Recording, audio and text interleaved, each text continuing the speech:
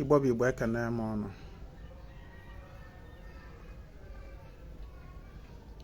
Tata bụ ahịa Orie. Na mụ abụ Okode na-ekene nwoke na-ekene nwanyị. Ọbụlọchi kene Chukwu maka ndụ. Onye dị ndụ ga-adụkwudo ife dị mma. Onye nọ n'afọ ụbọchị nọ nso. Ezinwa na-edo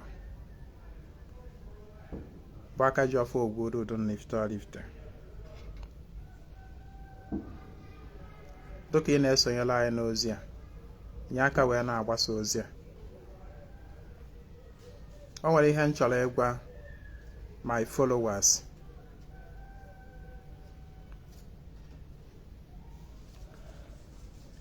You see, my page, Ezinwa na-edo page, contain a lot of nkuzi, ọdịnanị na omenala Igbo. Ọ contain a lot of healing teachings ga the capable of healing people of confusion, frustration. Nkuzi the capable of saving people wastages of money, of time, of resources, of even life. I have been teaching on this page for the past 5 years. The 2 pages I run on Facebook, Ezinwa na-edo page and Ezinwa na-edo. These 2 pages, and even on my YouTube. A lot of people have testified that they don't know what they would have done without my teaching. Yes, I'm here to honor, but I'm telling you, a lot of people, the few people that are fortunate to be getting my teaching, to key into it, have testified that my teaching have been of much help to them. In fact, one person told me the other day that Ezinwa, you are highly important to the entire Igbo nation in this present era. Nkuzi m dị egwu. Mana onye nwere anya ga-aghọta. Mana gịnị mere? Nkuzi m niile only few bụ ihe na-enweta ya. Why?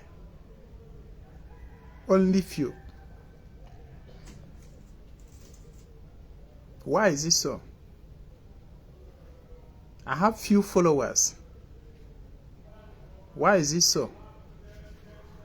Ọ bụrụ na ihe dị ka ọ dị, ọ bụrụ na m bụ mmadụ dị anya, that choose to flow with the current of the day, wee na-egosi amansi, na-eme amansi n'ihe ndị ọzọ, probably by now page m ga-erugo hundreds of thousands followers. But my page can on 22,000 followers now. Ọ bụrụ na ọnụ bụ the few that get my message ga-enye aka wee na-agbasa dị ozi, probably it will help to increase the number of views. Remember, I am not asking you to share my video, my post, for me to be getting views, to be paid. Ekele afọ ya, ndị nwe platform anyị nọkwu na ya da akwụ m shishi. As soon as I monetize the account, I don't even know how to go about it. I don't even know how. As soon as I don't know how that. So abuklo no nwere ụgwọ na-akwụ m ka abịasị. So me asking you to help share my message to save the lost souls. A lot of people are in deep mess. A lot of people are in deep confusion. A lot of people nọ n'ọdịnala ha amaghị ụzọ ha etinye isi, ụzọ ha etinye aka. They don't know how to go about it. They keep making a whole lot of mistake, error here and there, everywhere. Before they have wasted tangible amount of resources that they will have used for other things more valuable. Anaghị ada adịcha mma mmadụ ịdagbucha onunu bịa lepụta wee bịa lee correction. Ọ bụrụ na onye onwe somebody ga-agwa ya na ebe ị na-aga na onunu dị ya, then onye a take another part to save the person more time, more energy, more resources than ọ dagbucha onunu a ọ bịa pụta wee bịa take another part. Don't know if you understand what I'm saying. Help to share my page, my posts, my messages. Let that be your own contribution. No, I'm telling you, the restoration of Ọdịnanị Igbo is a task placed on every Igbo person, not on one person. It's a task placed on everyone. And they got chọpụta na ọtụtụ dibịa have dual mission. Ụfọdụ dibịa have dual mission in this era. The mission to teach and also practice dibịa. The mission to teach and also practice dibịa. Not every dibịa have that dual mission. Ụfọdụ dibịa, what their mission is just to practice dibịa. Just na-emere onwe ha dibịa. That's all. Ha nọ na ije ya mgbere gbagwa ndị mmadụ. You know, anya ha mepe to embrace their root and all that. Ha nọ na ya. Ihe ha nọ na ya bụ dibịa bịa ka mgbarụ ha afa ọrụ ọgwụ. But there are other dibias that are on that mission of teaching as well. Teaching. Ịgbaziri ndị mmadụ. Ịgbaziri ndị mmadụ. And Ezinwa happened to be one of them. So, help to share my videos. In sharing my video, you are doing more good to yourself and to others, not necessarily to me. Some people can say, you don't do giveaway, this and that. I don't any giveaway. Nkuzi na-enye here is far more than any giveaway. Nkuzi na-enye here, the far more than any giveaway. Nkuzi ya yi nwete, ọ bụ na ihe ka na at the verge of wasting like 500,000. You end up saving that 500,000, or even at the end of the day, you spend only, let's say, 100,000. And you save 400,000. Onwe give away a career. Or in a shame when you got a recharge card, yeah, all those rubbish. I know they do them. I am only appealing to your conscience. I'm not forcing you. I know come back and only share on my page. Ezinwa. Of course, it can never happen now. At all, Ezinwa and his family go get something to eat. Shimus go through keme na that one. Ndem minimus keme ezmezo agumora mona high has go through keme. They will never allow me to go hungry. So whether you share or you don't share, it doesn't add or remove anything from me. I have it as a calling. You know. No, Do you know that there are some people that secretly sponsor my live programs? Always some people that for months now, they don't feel it every month. Tight in form of data. I know of people like that. Every month like this, they never feel it. Kahana nato gwam ha kana transfer Ezinwa data. For the data of maybe several gigabytes. If they are my data na my phone carry. They just decide it on their ihe baby with Shifa. Na ha ga na-akwụ their tithe to Ezinwa na-edo by giving him data oji agbasa ozi a. Or their own way of contributing to this mission. And you think it means nothing? It means everything. They are part of the mission.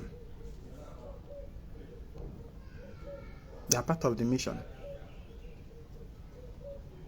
Some days ago, somebody, a follower of mine here,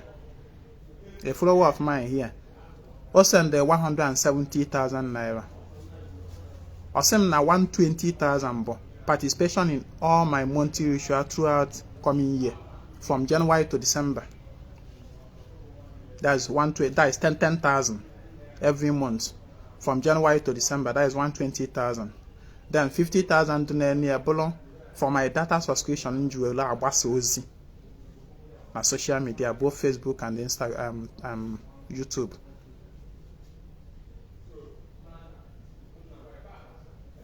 That is his own way of contributing to the mission. Nke nwa no nwe gị na-eme anya ihe nọ ịdị na-agbakọ uru, ịdị na-agbakọ na-agba anya,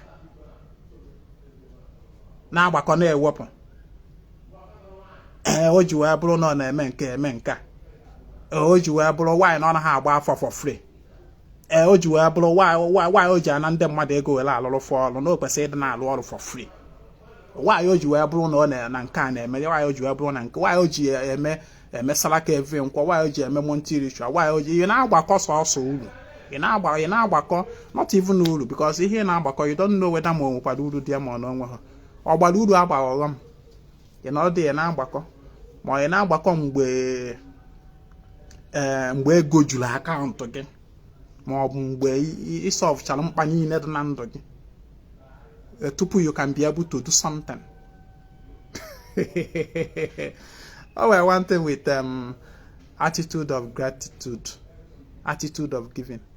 If you can back it, no what in nature until ne solve champagne in a day tupu you make something out in gratitude or in appreciation to someone. Ị ga-ebi ndụ gị na ibigo 500 years n'ụwa, 1 naira ga-ama mbalụ mmadụ, because mkpa dị na ndụ mmadụ ada agwụ agwụ. Excuse me.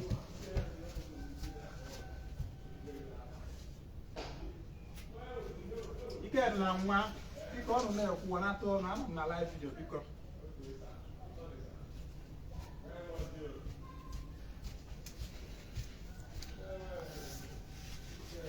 So n'ụwa ọ bụrụ na ị na-eche until na-esolve mkpa niile dere gị na ndụ tupu ị nwee ike inye something for something, you can never give any 1 naira ga-ama ngala anybody. Ibichacha ndụ gị niile nwụọ. Maka gịnị? Onweghị onye na-asolve mkpa niile dere ya n'ụwa. Bụ mkpa dere mmadụ n'ụwa ada agwụ agwụ. So ị na-eche until na mkpa dị na ndụ gị agwụ. Always some people na-achị ya abịa na-asị ha Ezinwa so teaching ị na-enye, ana m etinyekwa ya n'ọrụ, ana m afụ ife nọ kemgbe m bido practice be your teaching idea nya, ana m afụ ife ya. Don't worry, one day can settle see 1 or 2 mkpa dị na ndụ m, maka na ihe karịrị ụgwọ nji ndị mmadụ karịrị, ka m kwụchacha ya nnọọ ha niile, then ewe m bịazie cheta gị. Like seriously?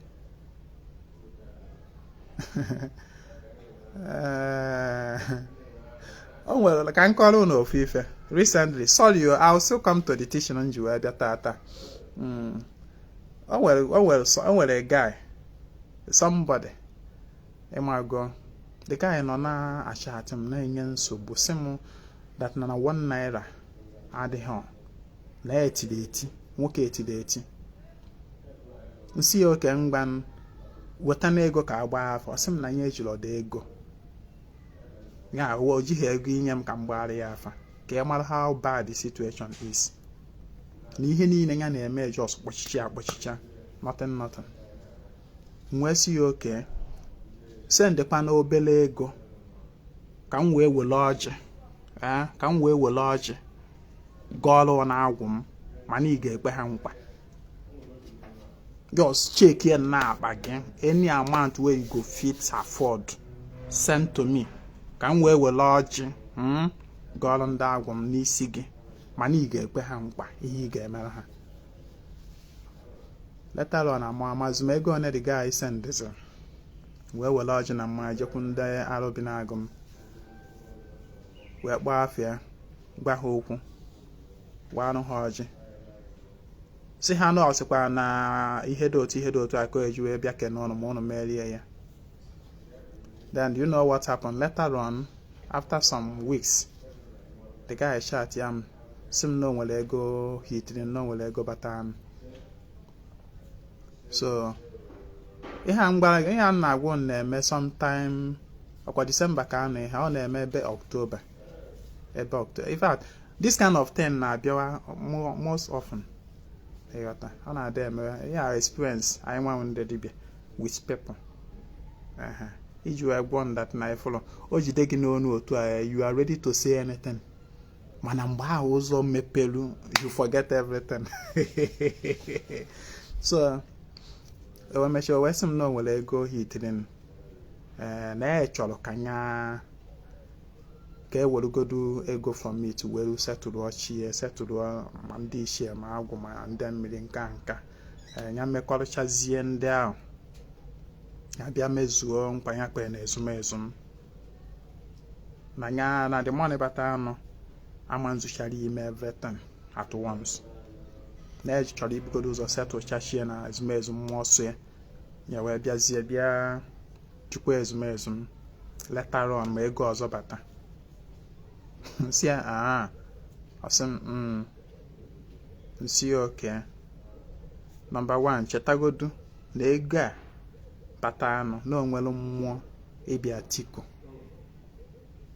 nyere aka wee mee ụzọ ego a wee mepe o wee bata now that mmụọ ị chọrọ idebe ya n'ụsọ megodi ihe ndị ọzọ hoping that na after this stage, after this phase, by another phase ga-abịazị another money ga-abata iwe chukwu anya bụ mmụọ mepere nya bụ ụzọ.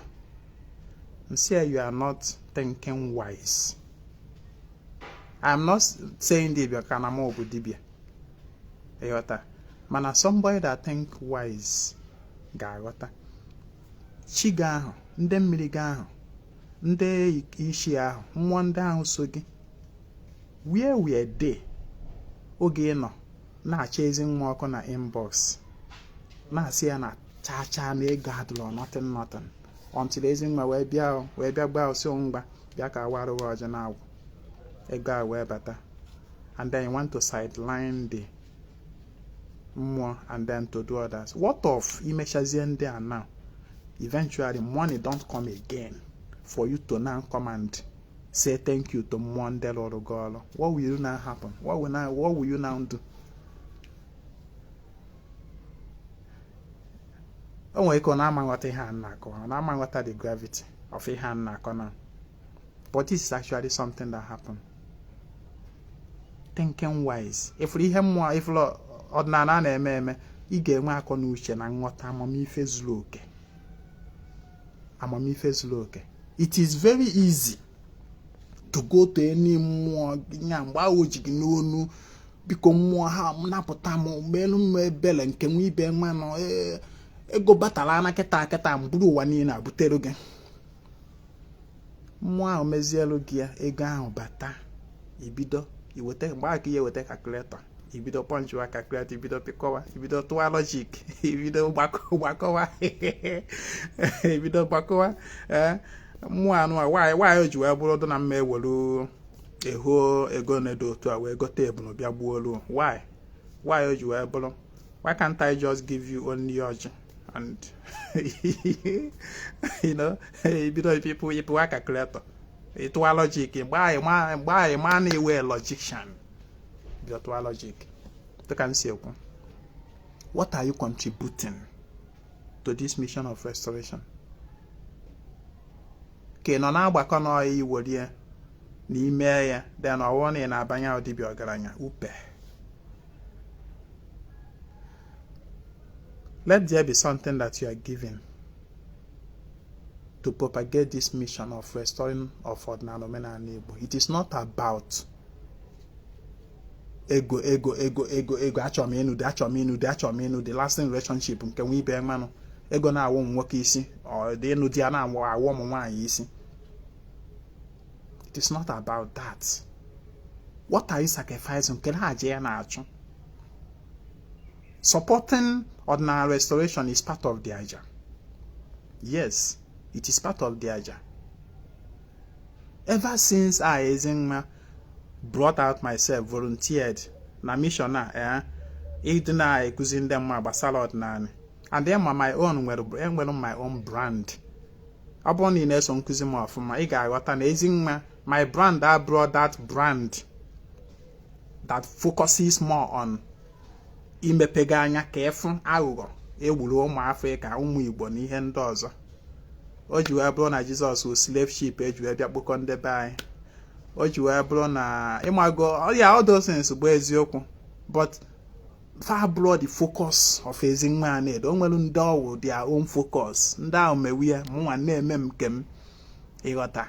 Because my own focus bụ na akafego m that level, that stage of ịgba ndị mmadụ that na truly na ọdịnala bụ ihe ha kwesịrị ide eme. Ịdị na-agwa ụmụ Igbo na ọdịnala bụ nke fa ịghọta. Agafego m the stage of ịbịa na-abụghị ndị mmadụ anya ka ha ghọta the asị dị na western religions ka ha wee happy. Agafego m that stage. That is me. Enwe onye ifugodu ka ndele edemede kịta anụ a wee shipụo one or two to ịgbakwa ndị mmadụ na ụka na aghụghọ ọdịnala ihe na ịma nọ just few, mana stage m na-aga na the higher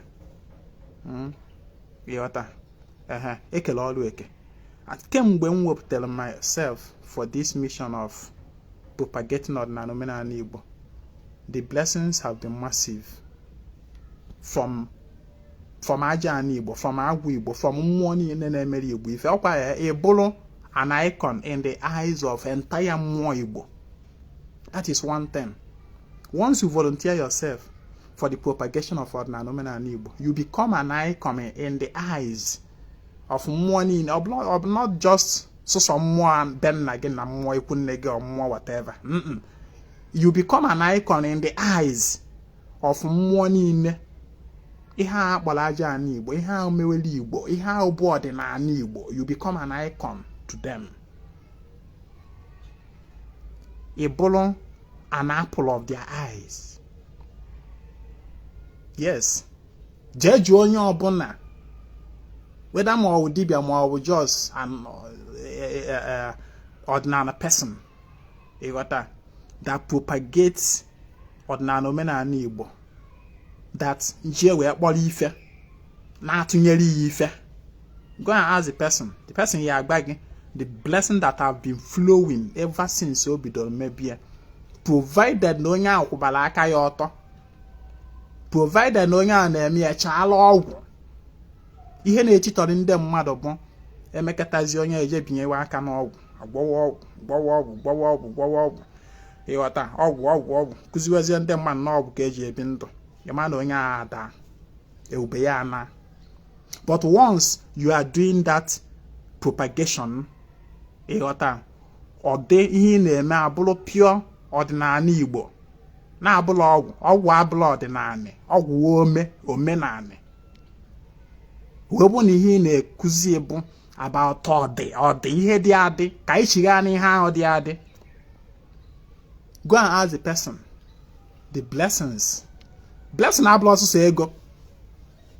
Ngozi abụrụ ọsụsọ ego. It's not only about money.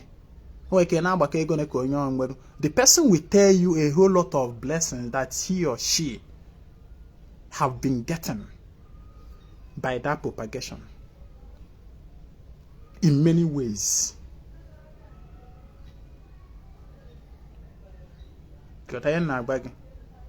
So, ngewa na onwe gị, kedu ihe ị na-etinye?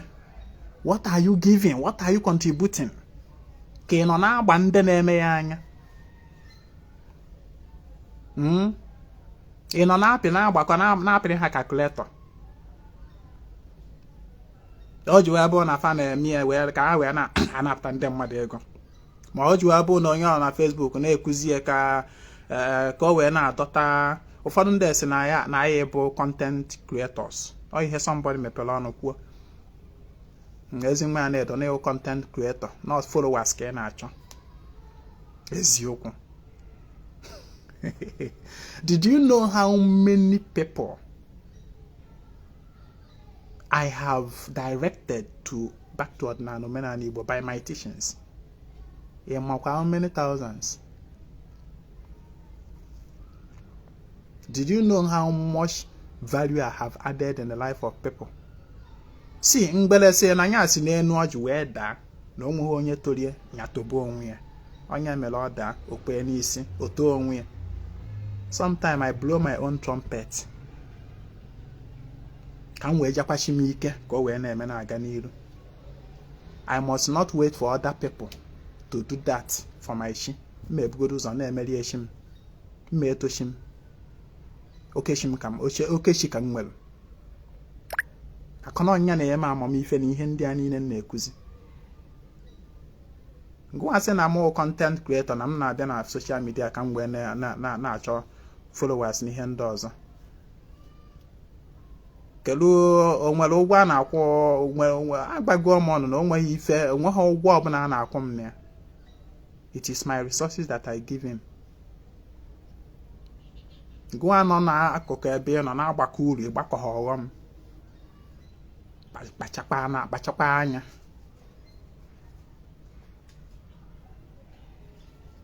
Kpachakwa anya. Ewepụ people like us that are on social media propagating Ọdịnanị. The restoration of Ọdịnanị will be so slow.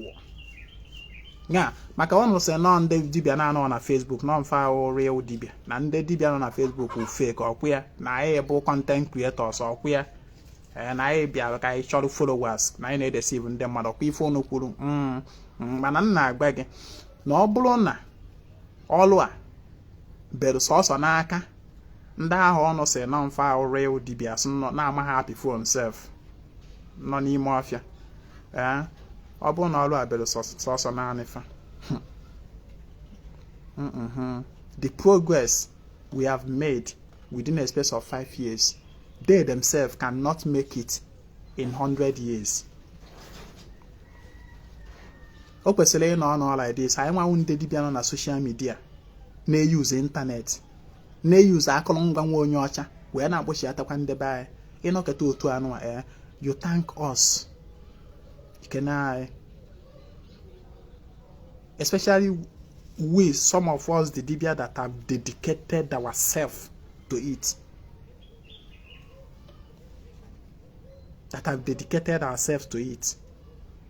Aja and I know that we are there. Aja and Igbo man Ezinwa and Edo exist. Yes, I know a lot of more obodo di iche jiwe. I mean major deities mba jiwe biri na ani Igbo that do identify with me from time to time. Mmụọ ma amahọ dị ebe ọdụ, mmụọ ma eje n'obodo obodo ebe ọdụ sef.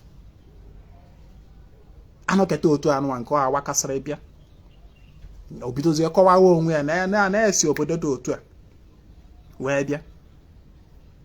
Probably somebody from obodo ahụ enwetago ozi Ezinwa na-edo wee site n'ozi manụ a wee jee huo onye bụ mmụọ. And the mmụọ na-ebịa n'iri ya ma ife trigala ọbịbịa ịbịa na bịa. Ọ chọrọ onye ahụ jewe. The person uche mmụọ a ga-abụ na onye tụnyere gaalụ anyị ji wee bịa. Onye a kwesịrị ka ejekwe ya n'aka. Ọ chọrọ Ezinwa bịawa. That is how it happened. Mmụọ na be nna ga mmụọ obodo na-ayị iji eko ọ ma Ezinwa na-edo na ana Igbo.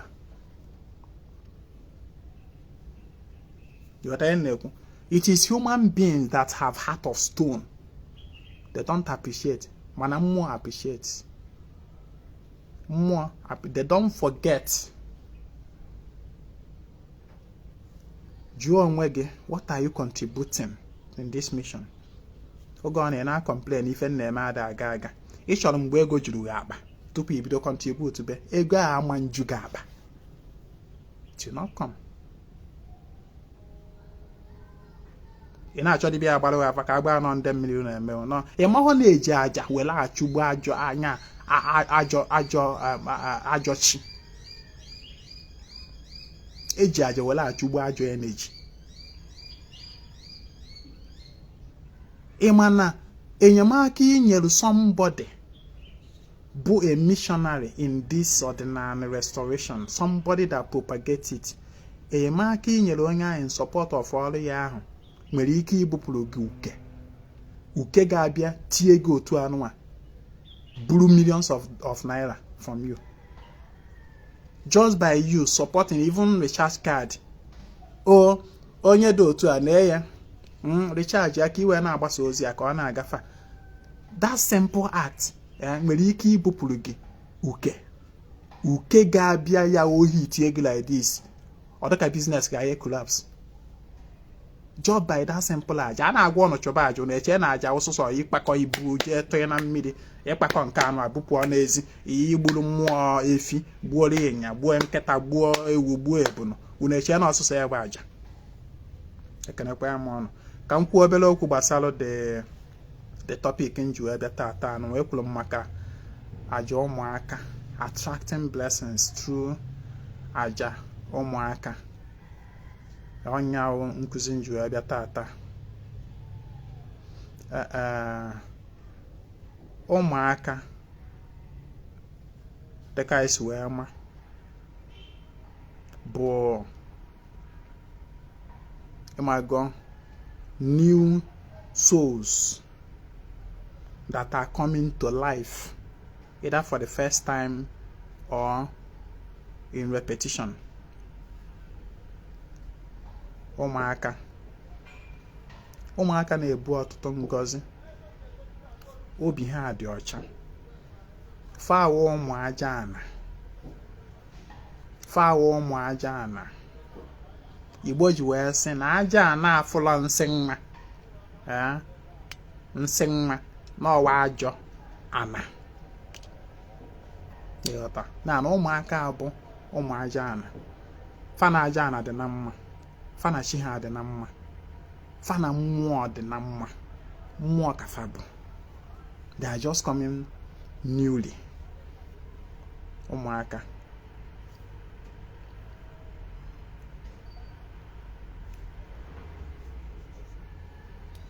enwere otu ụmụaka adamama, enwere otu ụmụaka ọ na-abụ nna aga ọfọ faso na mmụọ ndị nna akpọkọ. Enwere ụmụaka even na obibe nna gị, enwere ụmụaka nọ na mmụọ na nyawa obi. Enwere ụmụaka that pleads for that family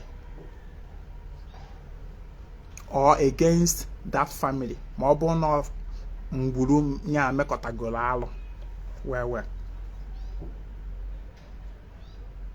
ịghọta ya na-ekwu. Ụmụaka na-esokarị ụmụ nwanyị like ụmụada na ndị inyom. Ama m ihe nji ekwu ife a, I speak from experience. Ifuru ọzọ obi anụmanụ lọrọ nna m. In several times in dreams I have seen egosigo m ma ndị ichie otu fasi abịa agbakọ ebe eme meeting na mmụọ. Ndị ichie ndị a ndị nwoke ịghọta. Then egosigokwa m ụmụ nwanyị ha ma ụmụada ma ndị inyom na-agbakọkwazi eme meeting kwazi na mmụọ na dise ma obi ọ na-anlọcha nlọ mgbe ụfọdụ ma alọ otu a nteta mpụta n'iru obi ma anụ akwụrụgodo m na-enyo ya enyo. Mpụta akwụrụgodo m anụ m enyo ya enyo. Ọdụka oje bakwazi anya da atụ m because of ihe mfụrụ na dị ya n'abalị. Jọta ya na-ekwu na in several dreams m fugoro ụmụ nwanyị ụmụada ka ha nọ n'obi a wee mee meeting. They come with ụmụaka. Ịfụgasị ụmụaka ha kugasị n'aka ma ndị na-egbu igbe ma ndị na-enye ala. Ịghọta a na-eme wee na-eme meeting. O nwere 1 week like this ụmụ nwanyị megidere meeting n'obi ma for straight 7 days. Every night ana m afụ ha na nlọ. Every night ana m afụ ha na nlọ. Alọgidoro m nla 7 days every day for 7 days. The 7th day was a mbọsị fụziri ka ha emechago the meeting wee gbasazie wee na-anazi. That was the last vision I had about it, about their meeting. So wee maa na n'ezie mana before ndị ụmụ nwaanyị eme ndị ichie bụ ụzọ wee mee. Ndị ichie bụ ụzọ wee mee. In fact, oge ndị ichie na that period ndị ichie na-eme that meeting, I was seeing it, and then on with a friend of mine at this social media, a friend of mine na-eso m here, metekwelu the same vision. Na ndị ichie nọ na obi mmemme meeting. The girl chatted me, mgbe ọ gbara m akpọ gba m lọlọlọ. See, yes, na the energy is transmitting. Ka m na-enweta ya ka nyawa na-enwetakwu ya. Nsi yes, na ha nọ meeting eziokwu. No go some days fa bido the meeting.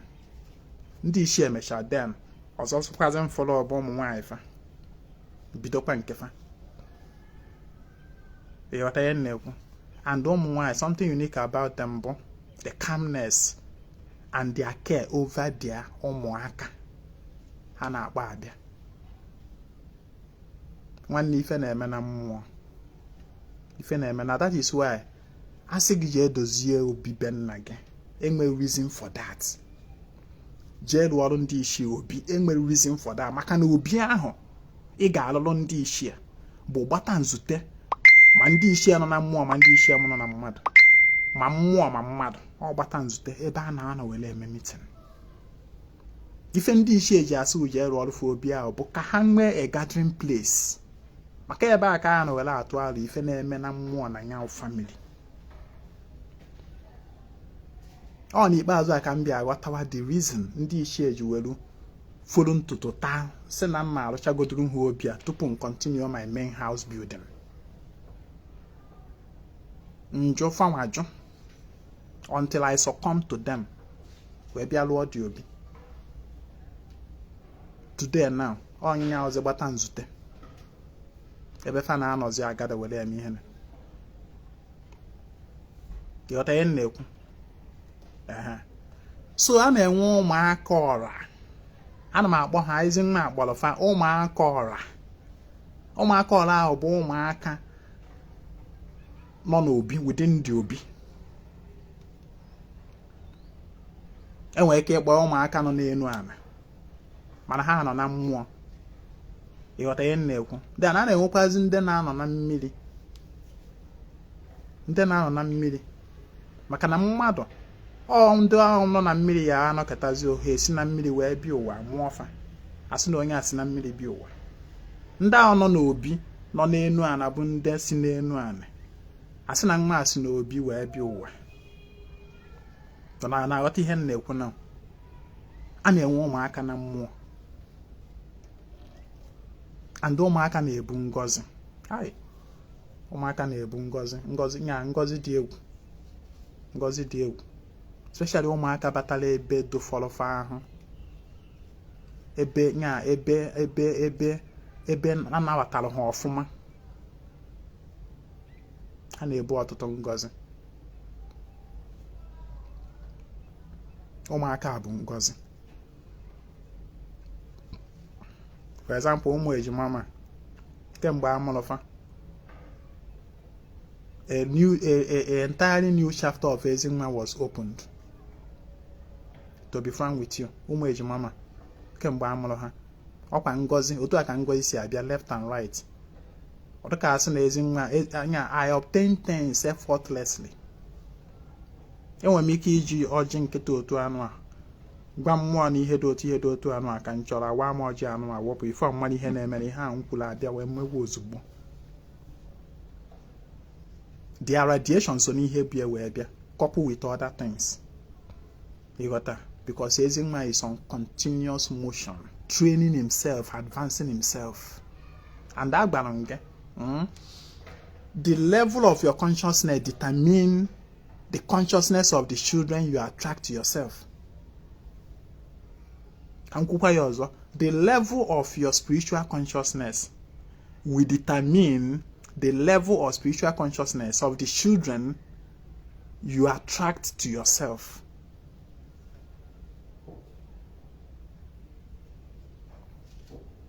na mmadụ na-amụ aka oghiri amụ ose aka amụ ụmụ na ya ụmụ anaghị abụ ori mbesa ya na whatever o gosiri na nke nwa bụ the parent mụnya bụ nwa your spiritual consciousness is that of imbecile. O gosi na your spiritual consciousness is that of ose aka. O gosi na your spiritual consciousness is that of aka oghiri. Onya mere iji wee nwụta nwa aka oghiri, nwụta nwa ose aka, nwụta nwa imbecile na ihe ndị ọzọ. Everything is about attraction and repulsion. Ihe tụrụ n'ọda bịarụ gị. If you want your children to be people of value, raise yourself spiritually. Have high spiritual conscious vibration. The height, the more na agbago, as no na word called boss or called egoro. Energies of homogeneous energies mingle together. Although possible, let's assume na spiritual level the 1, 2, 3, 4, 5, 6, 7, 8, 9, 9. Let's assume no 9.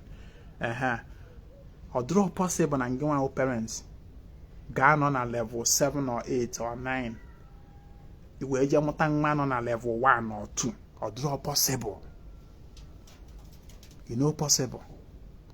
You otakwa ihe nkwuru ka nkwukwa ya ọzọ. Ngewa parent including ma gwa bụ nwoke na nwanyị. That is why you adị mma mmadụ share no nwanyị. Marry somebody, that is of higher consciousness as well,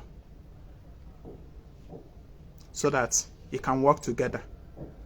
So ihe na-ekwu bụ na nge nwa bụ nna or nne mụ nwa, let's assume na spiritual ladder the 1, 2, 3, 4, 5, 6, 7, 8, 9. Maybe not 9 with the highest.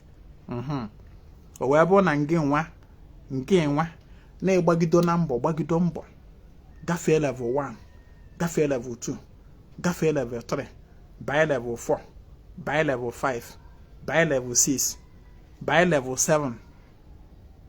It can agbago. At that point, on a level 7 or 6 or 8 or 9. Or drop us, you were more, we were more, we were to ime, one, my to ime. We were more, or drop possible, and here to the email, motalo, at that level, now get see from level 1 or 2 more, makana, it got a go that level. It got motapa man at higher vibration. It got motapa man at that level. 7 or 8 or 9. Similar level with you. Do you understand what I'm saying? Maka na ọ dịka gbasa ọdụ ego. Na mmadụ agha atụ ewu n'ọda ọkụkọ anatara ya. Ịtụ ewu ka ihe enweta. Do you understand what I'm saying? Onya Ezinwa na-ekuziri gị about nwanne go higher, go higher, go higher, go higher. Raise your consciousness, raise your vibration. Go higher. Seek union, peace with your chi. Go higher. Stop all this lower level vibration. As no Ogu is very, very low vibration. You should go higher than Ogu. Ibut. Piampia practices no. Go above them. Go above them. Seek every day. Make sure that something is added in your level of spiritual consciousness. Make sure that you go higher. Every day, every month, assess yourself. Assess yourself on your progress. Give yourself progress report about your spiritual life every month. Go higher. Go higher so that you will be able to attract to yourself experiences and the things that are of higher vibration as well. Attract to yourself spirits that are of higher vibration as well. Odukodu bosa, odukodu egolu. onwere onye na-eme gị n'ụwa ngịnwa na-eme onwe gị. The level you are, beings, spirits and humans, entities within that level bụ ihe ga na-abịarụ gị. Ọ bụrụ na ị nọ na level 1, entities within that level 1 bụ ihe ga na-abịarụ gị. Experiences within that level 1 bụ ihe ị ga na-enweta. Ọ bụrụ na ị nọ na level 5, experiences within that level 5 bụ ihe ị ga na-enweta. Ị mụọ nwa at that level, nwa ị ga-amụta ga-abụ nwa nọkwa at that same level with you. Eziokwu ka Ezinwa na-agba gị ife a. If you want to change your situation and your experiences, then you have to begin by knowing yourself, consciously elevating yourself higher in the spirit. Esem na ebu somebody that na amosu ji enye gị nsogbu nke nwe ibe mmanụ. Amosu ji abịa amịghị ọbara aka mbọ megasị adakpo na whatever. All those low vibration. Nwanne o nwere level ị ga-eruo na mmụọ ịdịgo above amosu. Before amosu efegide gbagote to that your level, nku akwa ya naturally, nku akwa ya nya nku ye ọ dị weak ọ daa. Ọma mfegotenwu. Amosu bịa n'ebe ị nọ gbafem. Ọ bụla ọ bụ ka ịgwọlụ ịka ihe the worst thing ị ga-eme onwe ya ije ka esi na ka aka ya ọgwụ amosu ka amosu. Nwanne the best ọgwụ amosu ị ga-aka n'ahụ ka amosu gbarụ gị ọsọ bụ gịnị? Raise your vibration, raise your spiritual consciousness. You raise anya. Let me tell you, dance in abịa na science. Na science is very close to spirituality. Abịa na science, denser matters. Dense matters bụ weight, density. Weight ife nwere. Spirit and entities nwere so much weight. They tend downward. That is law of gravity. Law of gravity is one of the principles of creation. That denser matters tend downward. But lighter matters with light weight, they tend upwards. They tend upwards. They tend higher. That is gravity.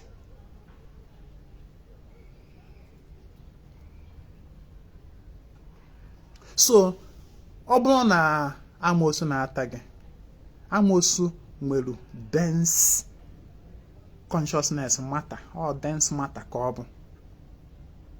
They tend downward. Ịchọ ka amosu tadebe gị, go higher, go upward.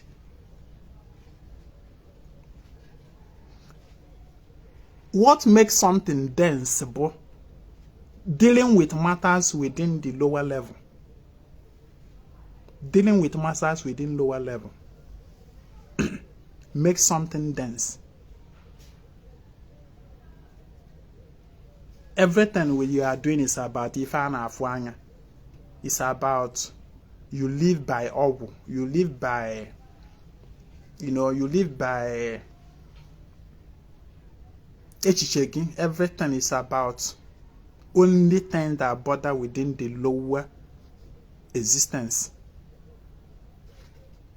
You train your mind. You discipline your emotion. You raise your intuition. Go where we can to attract positive things to yourself. Ekwugom na ụmụaka mere ndị nọ n'enu ana nwe ndị nọ na mmiri. Enyego more instances. And then ebe nwata sizi bi ụwa, the nwata ga-ebulu the quality of that source. Ebosi like ọnụ nwata si na mmiri wee bịa, then ọ ga-enwe more properties of ndị otu mmiri. Ọ bụ na nwa si n'enu anị, ọ ga-enwe more properties of ndị enu anị.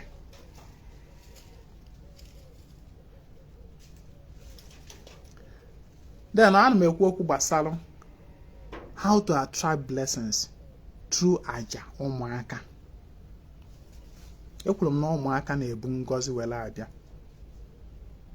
Ụmụaka, whether ma ndị mmiri ma ndị enu ani, they have blessings that they flow with, especially when they are well accepted.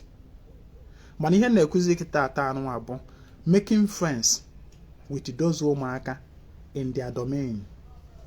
That is like ndị nọ na mmiri ma ndị nọ na enu ani. Enu ani na mmiri with their domains. Na ngwa bụ onye ọdịnanị. O nwere article ndelu sometime 2020 or thereabout. Ọlọ ya mgbala afa asịsị kpapụ aja maka ụmụaka. So mwe hazichazie dị aja na my altar. Mwe na-echezi ka shiji ka mbupụ ọ dị aja. Ịmago, enid m ibupụ ji dị aja ihe dị ka ebe 10, 11, 12.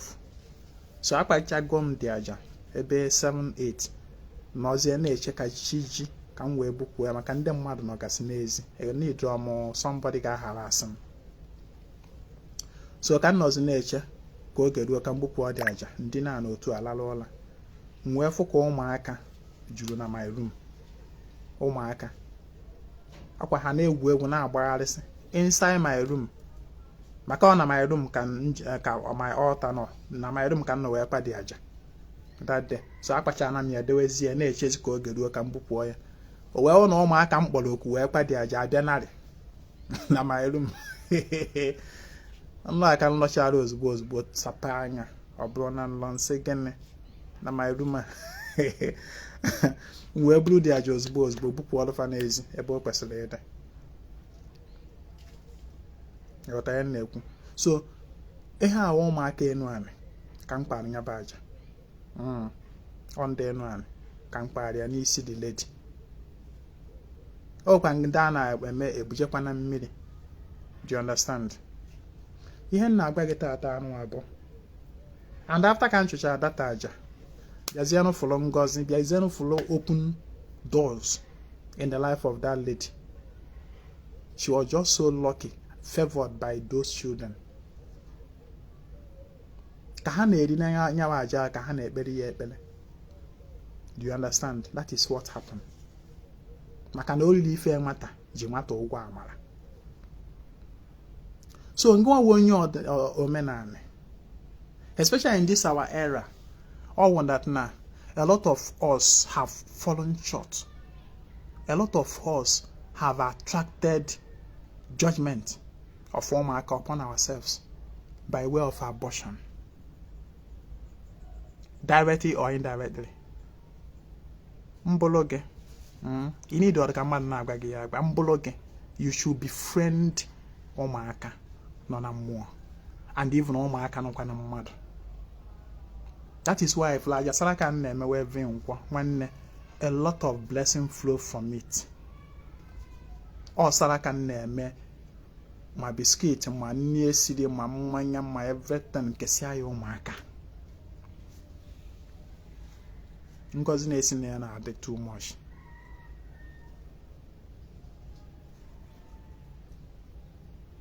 Ihe na-agwa gị taata anụnwa bụ ma ụmụaka ndị afụrụ anya amụgoro amụọ, ma ndị nọ na mmụọ, befriend them from time to time. Otu anyefe ife tiefe aka n'obi chọọlụ ife mara otu anụ ya bụ ife ụmụaka otu anụ a kpọkọfa wee ka iwere 50-50 narị nyefefa wee jee goro sweet goro biscuit. Fanekene, hey brother, thanks, brother, brother, ya dịrị na mma nke wibe nwa a na-enwere aṅụrị ka ha na-enwe aṅụrị ahụ n'isi gị ka a na-agwapesịrị gị ụzọ agbachiri agbachi. Ka ị na-esonyere m na nkụzi a ka baalụ fụ na share this video ka ọ bụrụ your own contribution. I am giving my own contribution, give your own. Ị nọ n'otu anụnwa, ị hazie 1 or 2 n'efere ma ọ n'ọkụ, ibuda na mmiri, iwere ọjị ịkpọ ụmụaka afa ụmụaka ndị nọ na mmiri n'ọnwa ka m budatala aja ịgbafe okwu ịgbachafe okwu ịwanya ọjị a wee na nyawa aja ahụ dọrị ha na mmiri mmụọ akpara afa wee nye oke bụ nya nwe oke ịnọkọtakwa otu anụ ọ bụrụ ndị enu anị ịhazikwa ife iwepụkwala fa n'ezi ma ọ bụ ịnọkọta otu anụ akpọkọ ụmụaka ka ụmụaka ahụ nọ in the physical bụrụkwazie point of contact ndị nọ na mmụọ isie olili ma ọ bụ ọwụrụ biskit ma whatever sweet nke nwana ụmụaka ifefa na-ala ikekwa na ifefa na-ala ikekwanụ a na-abụ ife dị jụrụ afọ obere ife ihe egote nye ha otu a obi aṅụrị a na-agbafa gbakọnyefe otu anụ anyefe ife weda ma ha ekpere o ma ọ not because some people ya enye ụmụaka that mfe like aka ha sekpula na ka ụmụaka kperufe ekpere na ọ bụrụ iwu no be must. The important thing bụ na ozi iziri anwụrụ ọkụ n'olulu eluigwe ahụ nyefe those things and before you nyefe ya ngwa na onwe gị were kwukwasị okwu na ya mee ka ha marụ the intention mee ka mmụọ mmadụ chi gị nọrọ gị na ha ya malụ the intention iji ma were eme ha dan were eke ha ghọta ihe m kwuru from time to time you do it ọ bụrụ na ịma mmenwu ya n'onwe gị that is the reason you have dibia because a lot of people will still come up with questions Ezinwa what if I can't do it where I am Ezinwa what if gbakọ ụmụazị ka nyefa aya kpọrọ m police Ezinwa what if a na-ajụ nka ajụjụ ọ bụrụ na you cannot do it bịakwute m ka m meruo ya key into this nkwasara ka anyị na-eme we'll do it on your behalf. Ghọta ihe m na-ekwu last sara ka anyị mere nwanne ụnyaahụ bụ nkwa somebody kpọtara ebunu ebe a si na nke nya ji were kwado nya sara ka ahụ ka e were esie nri nye ụmụaka kafarie ebunu mgbe ego na-ere ebunu inweta ebunu o gotere ma short ebunu gbagote ebunu ya etinye ya obere ego ọ bụrụ 100,000 naira somebody sacrifice it si na ka egbuolu ndị mmiri wee sie nri ka ụmụaka rie. Why can I see that day? So I only that question of what if I can do it, what if this and that, send the Ezinwa ego can mail on your behalf. Even somebody last Saraka somebody sent ego and they send 30,000 naira you work with the Saraka or some money ke ụmụaka here. If you can't do it yourself, that is why Ezinwa is here. That is why you have a personal dibia. Through that dibia, do it. Do it through that dibia. You don't have excuse. If a dibia need, they will email you bafage. Ni hanu abu na afa iko na eme. Ogba mmụọ ifefa ya emero ọgwụ. Ngo onye mwe bu n'uche gị. Eme na afa gị. Akwa na-ekwu okwu maka Saraka nwanne adịa na-emewe eve nkwa. Ụfọdụ ndị echie na ọfa ya fatunye ife na ya Ezinwa were eje lụọ mansion. Ego one ka na-atụnye mmeju elu mansion nwanne. Akpa simenti kete ma ego nọ na ofu mkpụrụ blọk ma ego na-eri. O ji wawo na-ego ihe enye m maka sinya Saraka ka mmeju wee je lụọ mansion. Ụfọdụ na-esend 1,000 naira. Ofu mkpụrụ ọjị anụ wee flọ na this size of mkpụrụ ọjị na as small as it is. As small as it is worth 300 naira. Ọjị anụ wee flọ.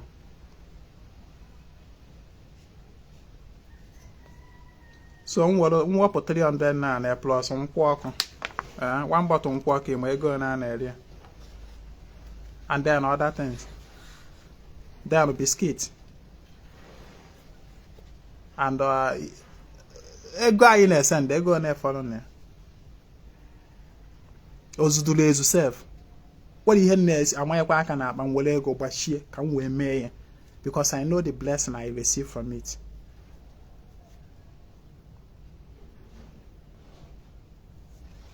So ihe na-agwa gị taata anụ a bụ form the habit of imere ụmụaka ife, whether ma ụmụaka nọ na mmadụ ma ụmụaka nọ na mmụọ, however, mana make it a habit from time to time. Eji aja wele achụgbu uke. Onye na-achụta aja ife ike ahịa emere egbo. Ụmụaka so na ndị obi fa na-ebuchapụ aja ife n'ebe mmadụ nọ, ma ọ bụrụ na ị mara otu esi relate with them. But I didn't know. So I think I have to stop here. I've spoken at length today.